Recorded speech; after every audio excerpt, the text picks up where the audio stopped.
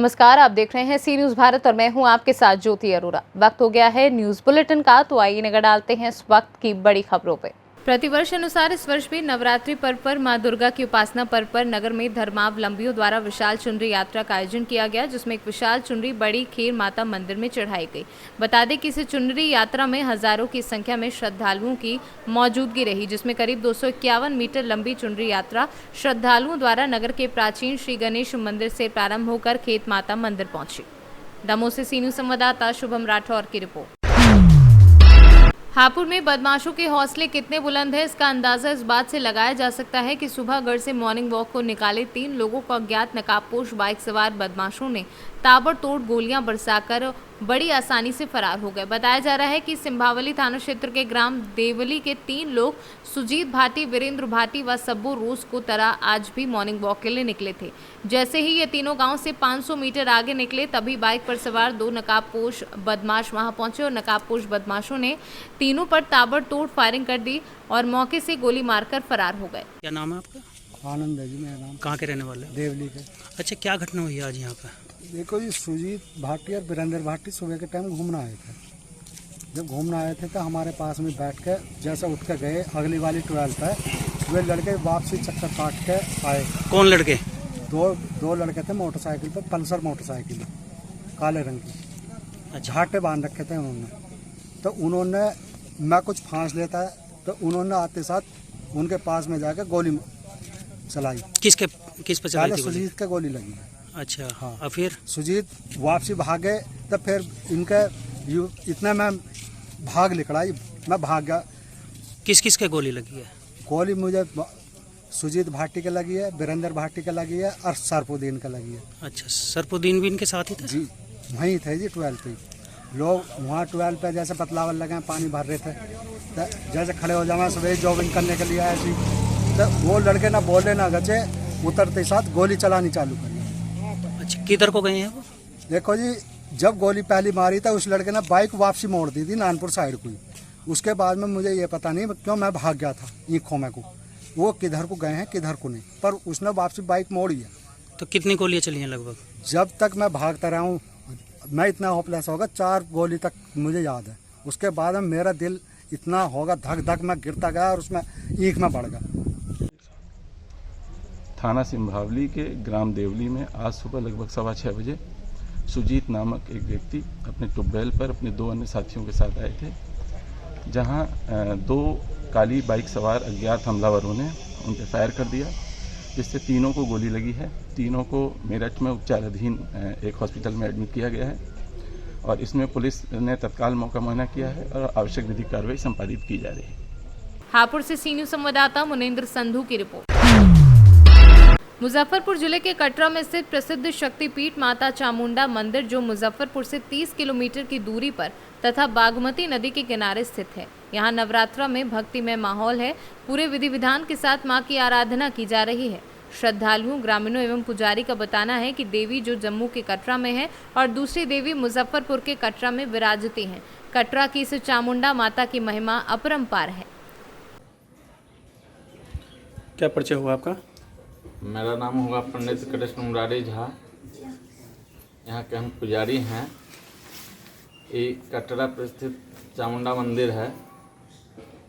मुजफ्फरपुर प्रखंड में कटरा, मुजफ्फरपुर जिला में कटरा प्रखंड में संगम और बागमती के तट पर हैं। भवनमा शक्तिपीठ है। यहाँ 365 दिन भीड़ लगी रहती है। भक्तगण जो आते हैं उनको मनोकामना भगवती पूरा करते हैं। जो सच्चे दिल से आते हैं, जो मनोकामना लेके आते हैं, उनका भगवती आशीर्वाद देते हैं। श्रद्धा के साथ जो भी आते हैं उनकी मनोकामना पूरा हो जाती है।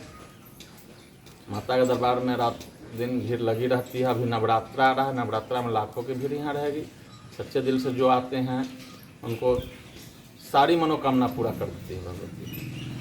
नवरात्रा की तैयारी चल रही है? नवरात्रा की तैयारी चल रही है। देखिए, पंडालों वगैरह तो लग चुका है। क्या उम्मीद है कि आने वाले समय में संख्या बढ़ेगी? आने वाली समय में संख्या अधिक से अधिक बढ़ेगी, क्योंकि शक्तिपीठ है, भवनमा शक्तिपीठ है। दुर्गा सप्तशती में खष्टम अध्याय में इनका वर्णन है। चंद्रमुंड के साथ से इनका जो है सो संग्राम हुआ था, मुजफ्फरपुर से सी न्यूज संवाददाता दीपक कुमार तिवारी की रिपोर्ट।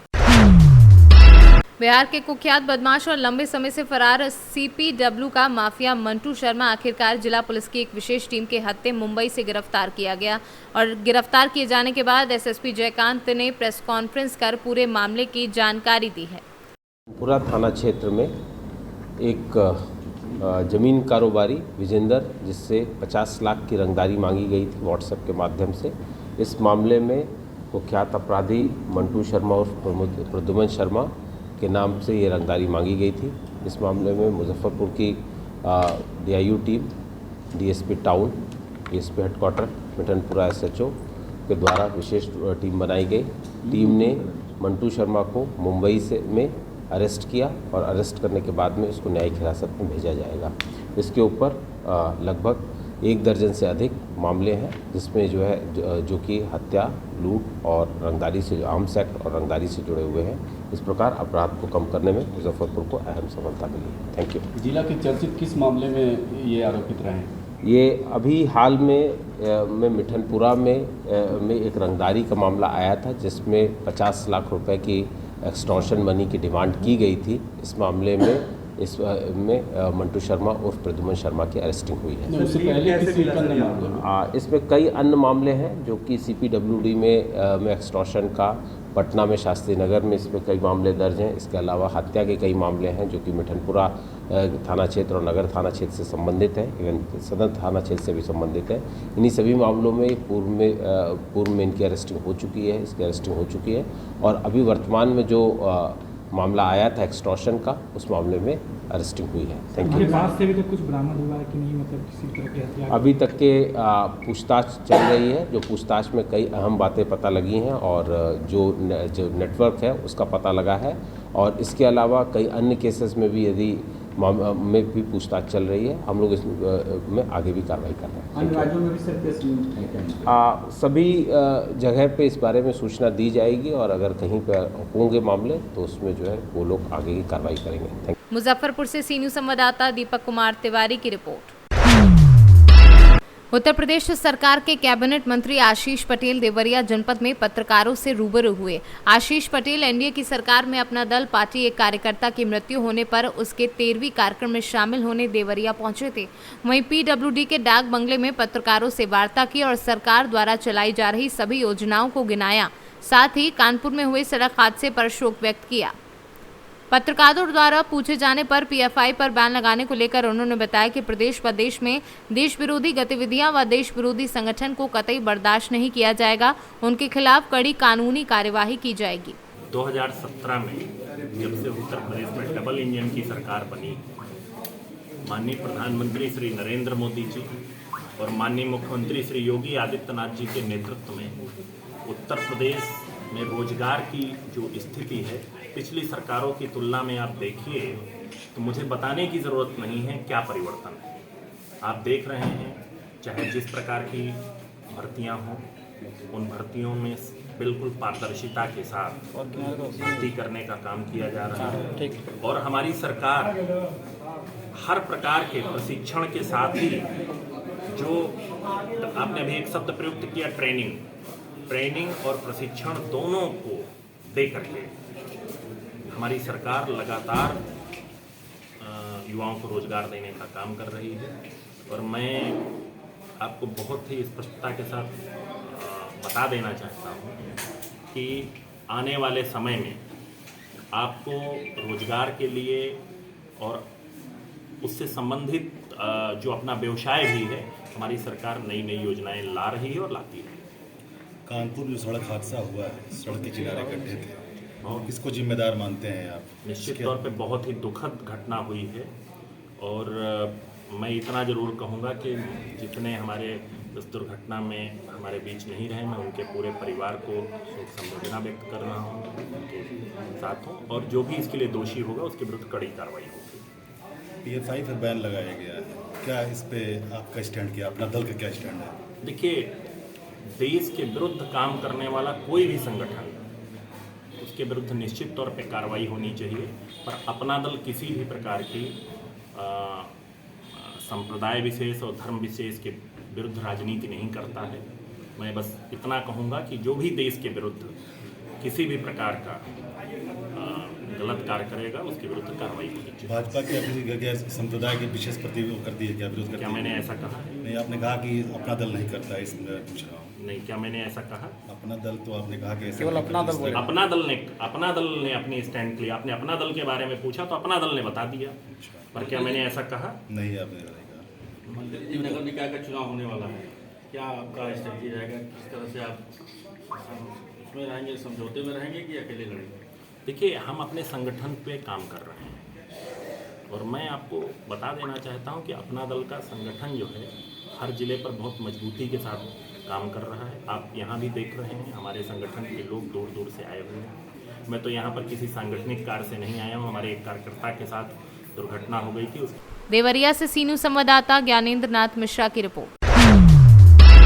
स्वास्थ्य विभाग के बदहाली को लेकर लगातार जिले के भ्रमण पर निकले पूर्व लोकसभा प्रत्याशी अनिकेत रंजन कोटवा प्राथमिक स्वास्थ्य केंद्र पर पहुंचे, जहां स्वास्थ्य केंद्र की बदहाली देखकर भड़क गए। पीएचसी के मुख्य द्वार अस्पताल का वेस्टेज कचरा देख अनिकेत रंजन ने कहा कि स्वास्थ्य केंद्र के मुख्य द्वार पर वेस्टेज को खुले में फेंकना खतरे से खाली नहीं है, ये जानबूझकर आम लोगों की जान खतरे में डालना है। मौके पर अनिकेत रंजन ने कहा कि कोटवा स्वास्थ्य केंद्र के प्रभारी सप्ताह में एक दिन आते हैं, लोगों को गुमराह करते हैं। स्थानीय लोगों और युवाओं को शांत करते हुए अनिकेत रंजन ने समस्या सुधार के लिए 1 सप्ताह का समय दिया।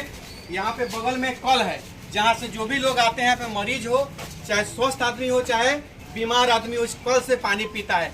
जस्ट इस कल के 2 फीट की दूरी पर यह दिखाइए, यहाँ पे जितने भी वेस्टेज चीज है देख लीजिए। यह लगभग 6 महीने से लेकर साल भर से यह सुई लोग तरह तरह की बीमारी में दिया गया हुआ सुई है, तरह तरह की बीमारी में दिया हुआ सुई है। आप देख लीजिए, यह टोटल ढेर वहाँ पे दिखाइए, वो टोटल ढेर है। अब मैं पूछना चाहता हूँ, इस सारा दवाई का ढेर जो फेंका हुआ वेस्टेज है, इसको देखने के बाद सीधा और सीधा एक सवाल, क्या इन वेस्टेज चीज को फेंकने से यहाँ इन्फेक्शन फैलेगा कि नहीं फैलेगा? ये लगभग 8 से 9 महीने से यहाँ पे रखा हुआ है। क्या एक दिन भी, अगर 1 सप्ताह में एक बार भी अगर प्रभारी महोदय आते हैं, तो क्या उनको यह वेस्टेज चीज दिखता है कि नहीं दिखता है? यह मेरा सवाल है। जरूरी नहीं कि हर शिकायत हम सिविल सर्जन को करें, सिविल सर्जन का घेराव करें, उनके कार्यालय में ताला मारे। क्या यही रह गया है? अब क्या सुधार नहीं हो सकता है? तो ये मैं यही पूछना चाहता हूँ कि यह जो कचरा लगा हुआ है यहाँ से लेकर के कल तक वहां तक दिखाइए पूरा। अब मैं पूछना चाहता हूँ कि यह कब हटेगा? सड़क पर उतरे, सड़क जाम करे, पुतला दहन करे, हाला बॉल करे, तभी सुधार होगा। यहाँ पे एक डॉक्टर साहब हैं, डॉक्टर साहब से मुलाकात हुई है, धीरज जी वो अपने ड्यूटी पे हैं। बहुत बहुत धन्यवाद हम देते हैं धीरज जी को कि अपने ड्यूटी पर मौजूद है। लेकिन धीरज जी से सीखने की जरूरत है और डॉक्टर लोगों की, जिनकी ड्यूटी होती है अस्पताल में। लेकिन अगर वो लोग नहीं सीखेंगे, अगर वो लोग इस पर ध्यान नहीं देंगे, तो भाई कहने की बात तो है नहीं कि सबको पता है कि हम क्या करते हैं क्या नहीं करते हैं। तो सीधे तौर पर आंदोलन होगा, प्रदर्शन होगा, खिलाफ में होगा, सस्पेंड होंगे। और प्रभारी महोदय से सबसे बड़ा सवाल है कि जिस तरह रास्ते से आप इन करते हैं, थोड़ा पीछे जाके दिखाना होगा इधर से। ये अस्पताल में इन करने प्रभारी महोदय का जो ऑफिस जाता है, या मेन गेट है, और रोज रोज यही में इन करते होंगे, तो उनका नजर पड़ता होगा कि नहीं पड़ता होगा वो कचरा पर। वही चीज मैं पूछने का प्रयास कर रहा हूँ, मैं पूछना मुझसे चाहता हूँ। हम चलेंगे सिविल सर्जन सर से, यहाँ का भी जहाँ भी पीएससी के पास जा रहे हैं, वहाँ का टोटल रिपोर्ट हम सिविल सर्जन को देते हैं, यहाँ का भी देंगे और उनसे सवाल करेंगे कि अब अपने प्रभारी महोदय से पूछा जाए। हमको हल्ला प्रदर्शन नहीं करना है, हमको रोड जाम नहीं करना है, हमको बस एक नागरिक होने के नाते, एक जागरूक नागरिक होने के नाते, एक जिम्मेदार युवा होने के नाते, यह मेरा सवाल है, मेरा हक है, मेरा अधिकार है यह पूछना कि अगर आपातकालीन स्थिति में अगर कहीं भी किसी का रोड एक्सीडेंट हो जाता है या किसी की तबीयत खराब होती है, तो डायरेक्ट तो मोतिहारी नहीं जाएगा कोटवा के लोग। कोटवा के आम जनता का, कोटवा के नौजवानों का, यहाँ के जितने भी गांव गरीब गुरबा जो हैं, जो सरकार में विश्वास करते हैं, जो सत्ता में विश्वास करते हैं, जो लोकतंत्र में विश्वास करते हैं, वो लोग यही चाहते हैं कि हमारा कुछ होगा। 1000-2000 रुपया नहीं। मोतिहारी से सीनू संवाददाता दीपक कुमार पांडे की रिपोर्ट। बापू की कर्मभूमि पूर्वी चंपारण में राष्ट्रपिता महात्मा गांधी की जयंती के अवसर पर कई कार्यक्रम आयोजित किए जा रहे हैं। मोतिहारी में आज अहिंसा के पुजारी महात्मा गांधी की जयंती और लाल बहादुर शास्त्री की जयंती के साथ साथ आज जिला स्थापना दिवस को बड़े ही धूमधाम के साथ जिला प्रशासन मना रही है। इस समारोह के अवसर पर जिला प्रशासन के द्वारा कई कार्यक्रम निर्धारित किए गए, जिसमें पहले गांधी बाल उद्यान में बापू की प्रतिमा और लाल बहादुर शास्त्री के चित्र पर डीएम शीर्षद कपिल अशोक एवं एसपी डॉक्टर कुमार आशीष सहित अन्य प्रशासनिक पदाधिकारियों द्वारा पुष्प अर्पित कर भजन कीर्तन कर याद किए गए बापू को। आज पूर्वी चंपारण में हम जिला का स्थापना दिवस, साथ ही साथ देश के दो महान सपूत बापू जी और लाल बहादुर शास्त्री जी की जयंती भी मना रहे हैं। मैं सभी चंपारण वासियों को अभिनंदन करता हूं।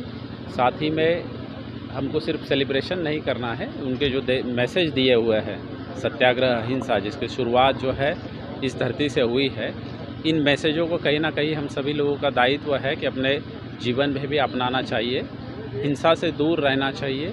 साथ ही में जो विकास के लिए राज्य सरकार के जो स्कीम्स है, योजनाएं हैं, इसमें जो है अपना योगदान भी जो है सभी लोग दें। इसके लिए भी मैं सभी लोगों से अनुरोध करता हूं।